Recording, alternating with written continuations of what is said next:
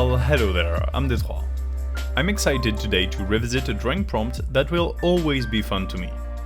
Like, it's one of the prompts you can take in any direction and make it work. You read the title. The prompt consists in making something that's scary on paper, but cute. I did the same thing once a while back in this video by drawing a monster creature that was, I think, rather cute and soft looking. So once again, let's get to the drawing board and design a fun looking friend that should be scary, but it's not really actually. It's kinda the opposite of what I drew with ink in the last video. If you haven't seen it, go watch me draw a scary wooden doll. I turned something innocent scary, and today we're doing the opposite. For a start, let's get away from anything too slender or slick. Anything that remotely resembles spider legs, or anything sharp is off the table. We want cuddles, we want soft and squishy. We want those cute little fat rolls everywhere on what is essentially a blob. Think of a piglet, we want the same feeling. However, that can still be scary, so we need to make it harmless looking. And what better way to do that than to reduce its size? Not too much, we don't want a creepy crawler. A living thing that is so small it can disappear in the blink of an eye is definitely scary. So we need to find an in-between, like the size of a bunny, or a small cat, or a tiny dog. Something that is small and cute, but you always know exactly where it is in your peripheral vision. And to show scale in a drawing, you need to include elements whose size can be understood at a glance. Like a box of takeout food. Close your eyes, and if you don't have aphantasia, imagine a cat with its head in a box of takeout. That's cute, right? I want to draw that, but switching the cat for a monster. That's the beauty of a prop like a box. It serves a lot of purpose. It shows a sense of scale and size, but it also tells a story. The creature we're drawing is gluttonous and is eating the leftovers. And the box also serves for mystery reasons. It hides the features of the monster. We don't know what the monster looks like exactly.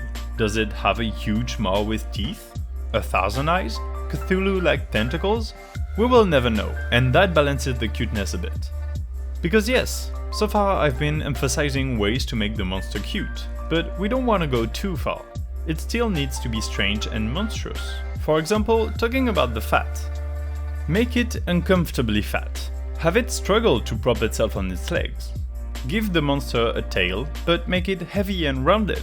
Make every one of its limbs thick and squishy, but have too many of them.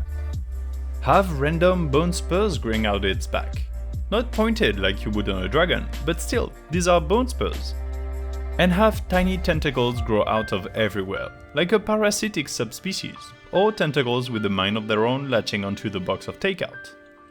Oh, and just for the sake of making you a tiny bit more uncomfortable, contrast the cuteness of the monster by making it slimy.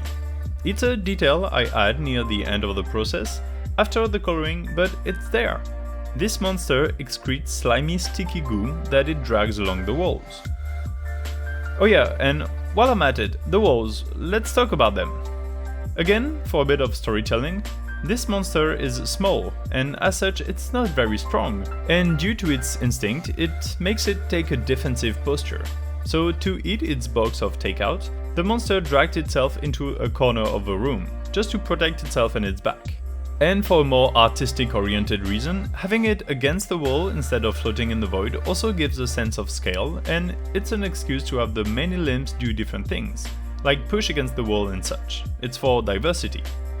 I also like to imagine that the old-timey looking wallpaper exists in the house of an old woman who thinks she has a cat because her sight is very bad and she's almost blind. More storytelling implied by small details and elements of design. I could now talk to you about the process a bit more, but I'll say that if you have questions, you can ask them in the comments. I think the process is rather transparent. Sketching, inking, flats, render, and details.